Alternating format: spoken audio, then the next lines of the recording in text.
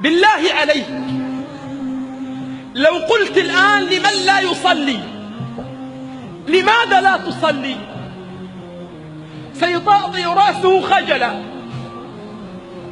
وسيستحي من الإجابة، لأنه لا يجد له عذرا، لا يجد له عذرا في الدنيا أبدا. هذا سؤال بشر سيخجله. بالله عليك، لو أن الذي سألك هو الله، أعطاك الله من النعم ما أعطاك، لك عينين ترى وغيرك يتمنى أن يدفع مال الدنيا ليرى. اذهب إلى المستشفى تغسل وجهك كل يوم في الصباح، وغيرك يغسل كليته كل يوم في الصباح.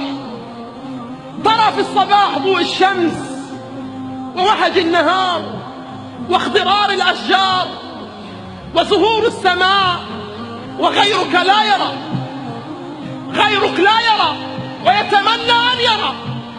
تسير على قدميك وغيرك يتمنى أن يسير على قدميه حتى يصل إلى المسجد بأسرع ما يكون فيدرك تكبيرة الإحرام.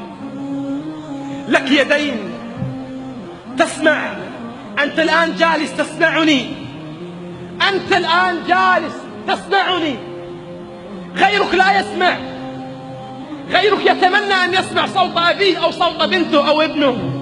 أليست هذه من النعم لابد أن تدركها قبل أن يدركك الموت للوقوف أمام الله؟ إن الذي سيسألك وسيسألني هو الله، هو الله. فهل أعددنا للسؤال إجابة؟